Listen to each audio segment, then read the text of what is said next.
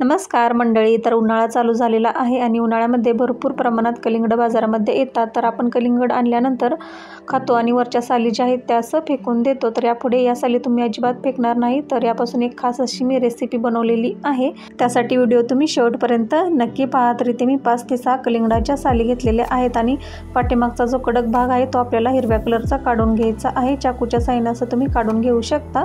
पटकन निघला जातो. आणि आता या सर्व साली आपल्याला असं बारीक कट करून घ्यायच्या आहेत. या पद्धतीने लहान मोठ्या साईजमध्ये तुम्ही कट करून घेऊ शकता. बाजारामधून विकत आणण्यापेक्षा हा पदार्थ तुम्ही कमी खर्चामध्ये घरी बनवू शकता, अगदी झटपट. तर पटकन बनवून तयार होतो, अजिबात जास्त वेळ लागत नाही किंवा अशी जास्त मेहनत घ्यायची गरज पडत नाही. आणि सर्व साली मी अशा बारीक कट करून घेतलेल्या आहेत या पद्धतीने.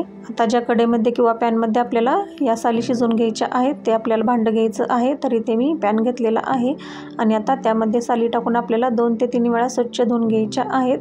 आणि भरपूर पाणी टाकून आता 10 मिनटं साली छान अशा शिजवून घ्यायच्या आहेत. आपल्याला जास्त शिजवायच्या नाहीत, असं 50% आपल्याला शिजवून घ्यायच्या आहेत. थोडंसं असं ट्रान्सपरंट होतात. तुम्हाला दावते जळूनही हे पहा या पद्धतीने. आणि आता काढून छान असं चाळणीमध्ये मी नितळून घेतलेलं आहे पाणी यामधील पूर्ण. आणि आता या पॅनमध्ये आपल्याला 2 वाटी पाणी घ्यायचं आहे आणि 1 वाटी साखर घ्यायची आहे. साखर टाकून आता पाण्यामध्ये छान अशी विरघळून घ्यायची आहे. सुरुवातीला साखरेचा आपल्याला इथे पाक करायचा नाही. बारीक गॅसवर आपल्याला साखर छान अशी विरघळून घ्यायची आहे. फुल गॅस करायचा नाही, नाहीतर साखर अशी खाली चिटकते आणि करपट वास लागतो आपल्या पाकाला. आणि आता नितळून घेतलेल्या साली यामध्ये टाकून घेऊयात. साखर वितळली की लगेचच यामध्ये टाकायच्या आहेत, असं पाक झाल्यानंतर टाकायच्या नाही आहेत. आणि आता मिक्स करून घेऊयात. 10 ते 12 मिनटं फुल गॅसवर आपल्याला या साली पाकामध्ये छान अशा शिजवून घ्यायच्या आहेत. त्यामुळे पटकन सॉफ्टही होतात आणि छान असं गोडी आतपर्यंत उतरते. त्यामुळे चवीलाही खूप छान लागतात. आणि सतत आपल्याला असं मिक्स करत राहायचं आहे या पद्धतीने. आणि मिश्रण थोडंसं असं दाटसर होऊ लागलं की चेक करायचं आहे. तर थोडंसं असं हातावर घ्यायचं आणि मधासारखं वाटलं की आपल्याला गॅस बंद करायचा आहे. आणि अजून कसं ओळखायचं ते तुम्हाला सांगते. तर वर असा थोडासा फेस येऊ लागला की या पद्धतीने की समजायचं आपला पाक तयार आहे. आणि आता आपण गॅस बंद करून घेऊयात आणि आता काढून घेऊयात आपण. तर इथे मी 3 बाउल घेतलेले आहेत. त्यामध्ये आता एक समान हे मिश्रण काढून घ्यायचं आहे. तर इथे मी 3 कलरची टुटी फ्रुटी बनवणार आहे. तर 3 वाट्यामध्ये असं काढून घेतलेलं आहे.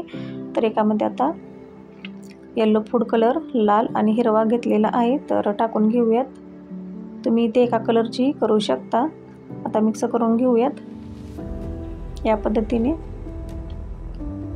आणि आता झाकण ठेवून आपल्याला 5 मिनटं असं रंग यामध्ये उतरेपर्यंत ठेवून द्यायचं आहे. जास्त वेळ ठेवायची गरज नाही. 5 मिनटं झाली की यामधील आता उरलेला पाक आहे तो आपल्याला काढून घ्यायचा आहे. आणि एका ताटामध्ये आपण असं काढून घेऊयात या पद्धतीने.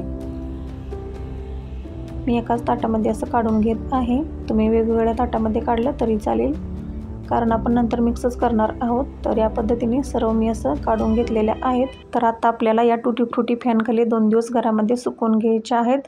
उन्हामध्ये सुकवायच्या नाहीत, नाहीतर अशा कडक होतात. तर हे 2 दिवस झालेले आहेत आणि टुटी फ्रुटी आपली छान अशी सुकलेली आहेत. तुमचा वेळ कमी जास्तही लागू शकतो. तर हे जळून पाहू शकता. तर या टुटी फ्रुटी तुम्ही कोणते आईस्क्रीम, केक, कपकेक्स किंवा गोडाच्या पदार्थामध्ये टाकून खाऊ शकता. अगदी वर्षभर या टुटी फ्रुटी फ्रीजमध्ये सहज टिकतात. तर या पद्धतीने या उन्हाळ्यामध्ये कलिंगडापासून टुटी फ्रुटी नक्की बनवून पहा. आणि मी बनवलेला व्हिडिओ तुम्हाला थोडा जरी हेल्पफुल वाटला तर चॅनेलला लाईक करा, शेअर करा, सबस्क्राईब करा. भेटूया अशाच नवीन व्हिडिओ बरोबर. तोपर्यंत धन्यवाद.